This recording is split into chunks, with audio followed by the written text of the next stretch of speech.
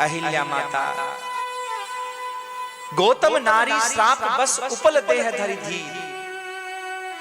गुरुजी आगे आगे जा रहे थे, राम जी पीछे पीछे जा रहे थे। आश्रम निकलने लगा, गुरुजी कुछ बोले ही नहीं। और जब नहीं बोले तो राम जी ने मन में सोचा कि अरे भैया ये बेचारी कब से प्रतीक्षा कर रही है, इसका उद्धार कैसे होगा। राम जी रुक गए, आगे नहीं बढ़े। और राम जी जब आगे नहीं बढ़े तो अब पीछे वाले भी रुक गए, लक्ष्मण जी भी रुक गए, महात्मा भी रुक गए, गुरुजी आगे निकल गए। आगे जाने के बाद गुरुजी ने पीछे मुड़ के देखा, अरे राम क्या हुआ, आ जाओ। बोले गुरुजी देखो कितनी सुंदर मूर्ति पड़ी है।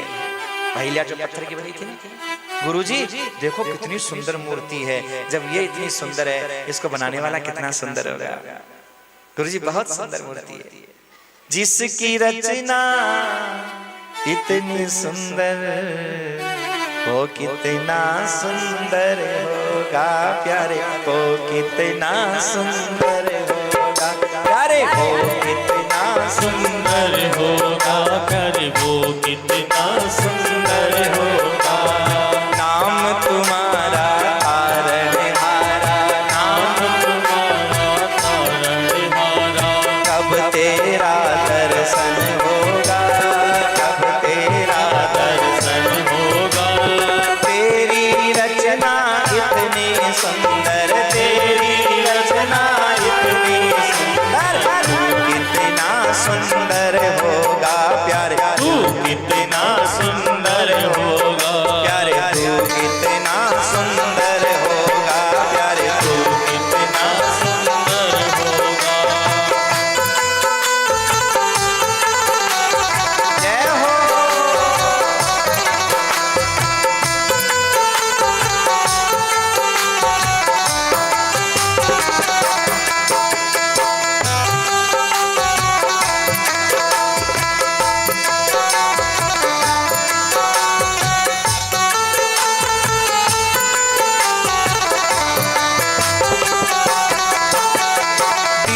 दुखी का इस दुनिया में कोई नहीं सहारा है, दीन दुखी का इस दुनिया में कोई नहीं सहारा है। झूठी इस दुनिया में प्रियतम तू ही एक हमारा है, झूठी इस दुनिया में प्रियतम तू ही एक हमारा है। झूठी इस दुनिया में प्रियतम तू ही एक हमारा है, झूठी इस दुनिया में प्रियतम तू ही एक हमारा है। राम प्रेम को पाना है तो, राम प्रेम को पाना है तो, कथा श्रवण करना होगा। तेरी रचना इतनी सुंदर, तेरी रचना इतनी सुंदर, तू कितना सुंदर होगा प्यारे, तू कितना सुंदर होगा। नमः पार्वती पतये हर हर महादेव शंभो। जिसकी रचना इतनी सुंदर, वो कितना सुंदर होगा प्यारे, वो कितना सुंदर होगा। भगवान ने देखा उस मूर्ति को जो अहिल्या माता पत्थर की बनी हुई थी, और कहने लगे गुरुदेव जब ये इतनी सुंदर है तो इसको बनाने वाला वो परमात्मा कारीगर वो कितना सुंदर रहा होगा। गुरुजी ने कहा बेटा ये मूर्ति नहीं है, फिर ये तो बेचारी दुखियारी है। कौन है गुरुदेव ये?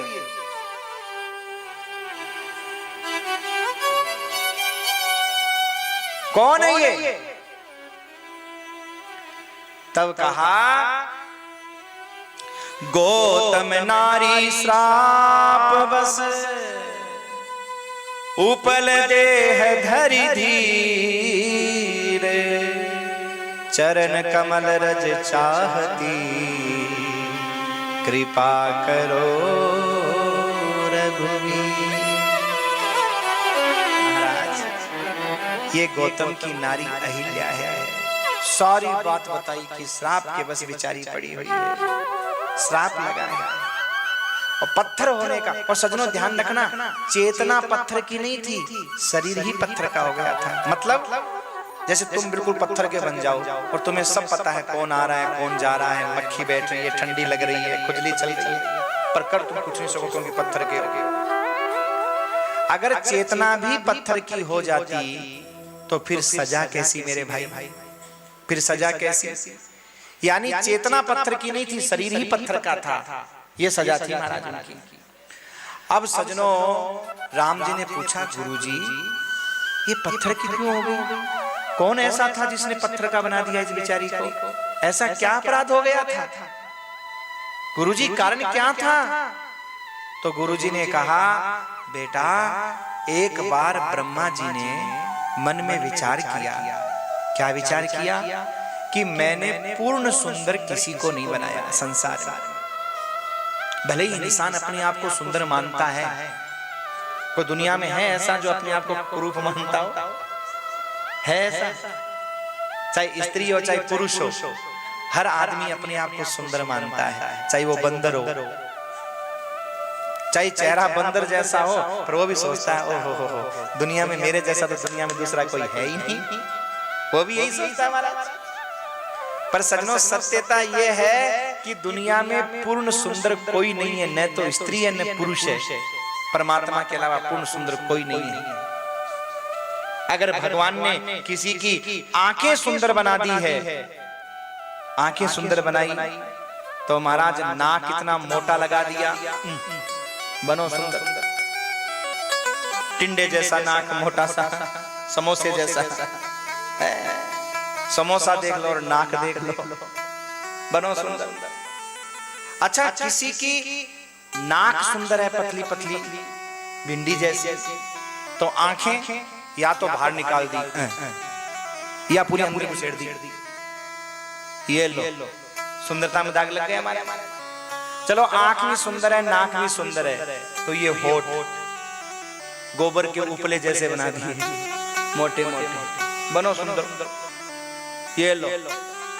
या किसी के एकदम ही पतले, बनो सुंदर, कैसे बनोगे? और अगर मान लो आंख नाक होठ सुंदर बना दिए, तो ये दांत निकाल दिए बाहर,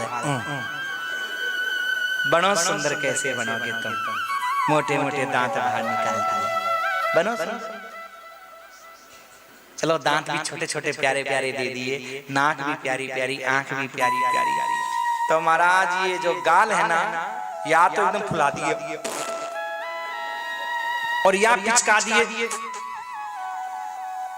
हाँ या एकदम ही देखना, वारे परमात्मा बेचारा सुंदर बनने जा रहा था, लेकिन कहा बीच में मुक्का मार के गाल पिचका दिए या फुला दिए।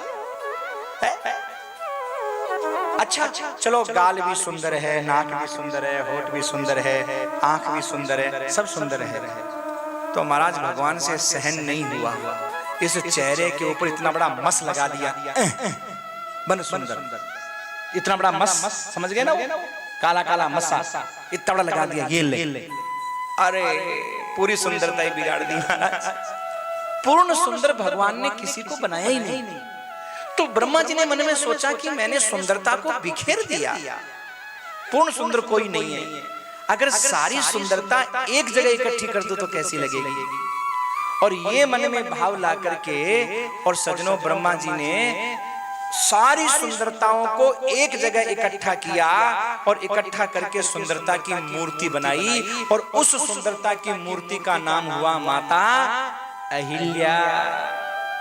अब सजनों जो सुंदरता की मूर्ति बनी, तो सजनों सुंदरता की मूर्ति जब बनी तो उस सुंदरता की मूर्ति को देख करके इंद्र आया, और इंद्र ने आकर के कहा कि ब्रह्मा जी इसका विवाह मेरे साथ में कर दो।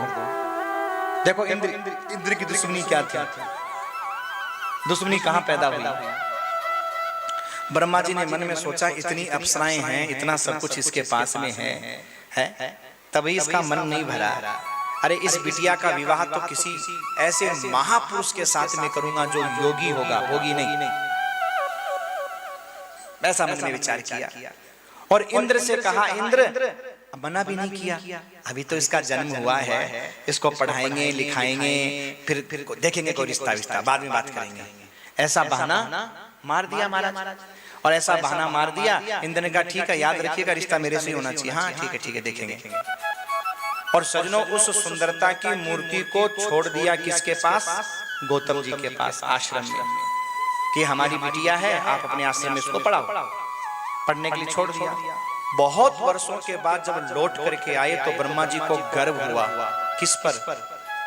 अहिल्या पर नहीं, गौतम जी पर, कि ऐसी सुंदरता की मूर्ति मैंने गौतम जी के यहाँ छोड़ी, जिसके लिए इंद्र लालायित हो रहा था, लेकिन गौतम जी ने एक बार आंख उठाकर के इसकी ओर देखा तक नहीं। इसका मतलब इस कन्या के योग्य वर तो यही है, और उस कन्या का विवाह गौतम जी के साथ में कर दिया। अब इंद्र को पता चला तो तन बदन में आग लग गई महाराज, और इंद्र ने कहा, ब्रह्मा जी इससे बदला तो मैं लूंगा एक बार, चाहे कुछ हो जाए। बस यही दुश्मनी थी, और दुश्मनी थोड़ी थी। मेरे से विवाह नहीं किया। सजनों, कभी भी ध्यान रखना, हम लोग बदले की आग में इतने पागल हो जाते हैं कि हम ये भी भूल जाते हैं कि क्या सही है और क्या गलत है। इसलिए कभी भी बदले की आग में जलना नहीं चाहिए। ठीक है, हमारे साथ में किसी ने बुरा किया है तो ऊपर वाला सब देख रहा है मेरे भाई। अगर हमारे साथ में बुरा किया है तो भगवान अपने आप देख लेगा, आपको ज्यादा सोचने की जरूरत नहीं है। ध्यान रखिएगा, ये संसार मतलबी है, और इस मतलबी संसार में मेरे यार किसके मतलब निकले और खिसके, मेरे यार किसके। तो भैया ये बदला सदला लेना, ये सब करना, इस आग में हम कभी कभी बहुत उल्टे सीधे काम कर बैठते हैं। और इंद्र ने भी बदला लेने के चक्कर में कितनी बड़ी बदनामी ले ली। क्या जरूरत थी? इंद्र के पास में स्त्रियों की कमी थी क्या? अरे उर्वशी जैसी सुंदर अप्सरा, जिसके सामने सब पानी भरती है महाराज, बोलो, एक आदेश से नृत्य करने लग जाती है, और उसके होते हुए बदले की आग में देखो कहां अहिल्या के पास गए और कहां महाराज बदनामी का दाग लगाया। बदला लेने के लिए गए। आप सब जानते हैं कि चंद्रमा कैसे महाराज वो मुर्गा बन करके बोला, और उन्होंने सोचा कि भाई घड़ी तो होती नहीं थी 4 बजे के, नहीं बजे सोचा कि भाई प्रातः काल हो गया, स्नान करने के लिए गए, देखा रे तो ब्रह्म मुहूर्त हुआ ही नहीं। अभी तो लौट करके आए, इंद्र की करनी का पता चला तो इंद्र को तो श्राप दिया ही दिया, लेकिन महाराज अहिल्या को भी पत्थर होने का श्राप दे दिया। और महाराज श्राप देने के बाद में चले गए। अब इसके बाद जब वो ऋषि महात्मा गए तो पूरा आश्रम सुना हो गया। हे राम, इनको चरण रज दे करके आप उद्धार करो, कृपा करो। तो राम जी ने कहा, गुरुदेव ये ब्राह्मणी है, मैं क्षत्रिय हूँ, और क्षत्रियों का ब्राह्मण तो हमेशा से गुरु रहा है, और पद की बड़ी महिमा होती है। ब्राह्मण पद जो है वो गुरु पद है हमारे लिए, और इसलिए मैं इसको चरण की रज कैसे दूं, बड़ा अपराध लगेगा। अरे बेटा राम, ये तो श्राप लगा हुआ है, तुम्हारी चरण रज से इसका उद्धार होगा। राम जी ने क्या किया, चतुर्भुज रूप धारण करके तो रज दी, और राम बन के चरणों में प्रणाम कर लिया। ये किया महाराज, ब्राह्मणी है, पाप लगेगा। तुरंत राम बन करके चरणों में प्रणाम किया। दशरथ पुत्र राम आपको प्रणाम करता है। गोस्वामी जी महाराज कहते हैं, पर सत पद पावन शोक न सावन, प्रगट बही तब कुंज सही। पर सत पद पावन शोक न सावन, प्रगट बही तब कुंज सही। पर सत पद पावन शोक न सावन, प्रगट बही तब कुंज सही। पर सत पद पावन शोक न सावन, प्रगट बही तब कुंज सही। देखत रघुनायक जन सुखदायक, सन्मुख होए कर जोरी कही। देखत रघुनायक जन सुखदायक, सन्मुख होई कर जोरी कही। अति प्रेम अधीरा पुलक शरीरा, मुख नहीं आवई बचन के शरीरा मुख नहीं आवे वचन कही। अतिशय बड़ भागी चरणन लागी जुगल नयन जलधार बही।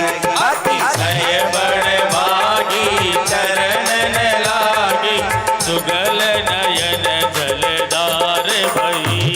नमः पार्वती पतये हर हर महादेव शंभो। पर सत पग पावन पर सत पद पावन शोक न सावन प्रगट बही तप पुंज सही। कौन प्रकट हुई है? तपस्या का पुंज। इतने वर्षों तक तपस्या की है पत्थर के रूप में। जैसे चरणों की रज पड़ी, चरणों की रज लगते ही महाराज तुरंत, देखो सुंदर तो थी और तपस्या से और तेज चमकने लगा महाराज।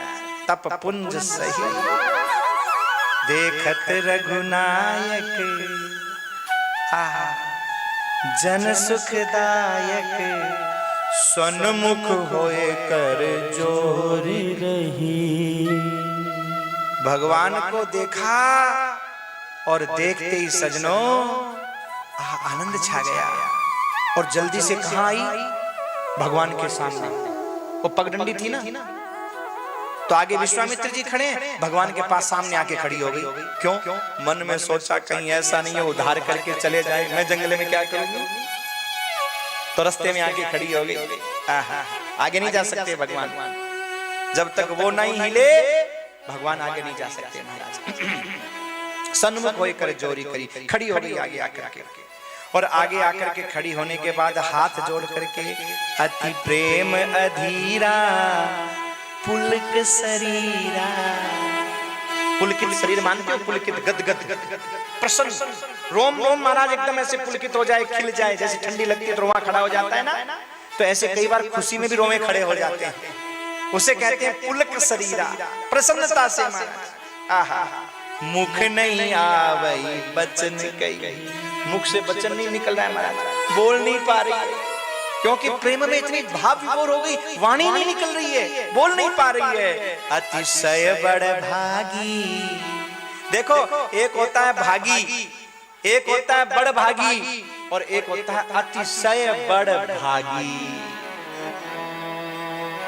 महाराज अहिल्या माता कहती है भगवन हनुमान जी लक्ष्मण जी तो भागी बड़ भागी होंगे, पर मैं तो बड़ अतिशय बड़ भागी हूं। और चरण अतिशय बड़ भागी चरणन लागी जुगल नयन जलधार बही।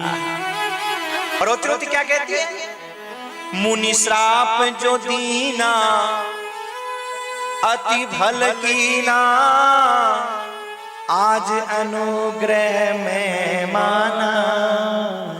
मुनि श्राप जो दीना अति भल कीना आज अनुग्रह में माना। मुझे महाराज श्राप दिया। महाराज हाथ जोड़ के कहती है मुनि श्राप जो दीना अति भल कीना, मेरे पति ने मुझे श्राप दिया, आज मुझे यहाँ तक आया। और दुनिया सिर्फ ठुकराने का काम करती है, सिर्फ ठोकर देने का काम करती है। इंद्र ने मुझे ठुकराया, मेरे पति ने मुझे ठुकराया। प्रभु आपने भी पैरों से चरण रज का स्पर्श करवाया, लेकिन जो आनंद आपके चरण रज में आया वो महाराज और कहीं नहीं आया। और आज सारी ठोकरें जो जीवन में लगी सबका दुख समाप्त हो गया प्रभु आपके चरण रज पाने के बाद। मैं धन्य हो गई, आपने मेरे ऊपर बहुत बड़ी कृपा कर दी।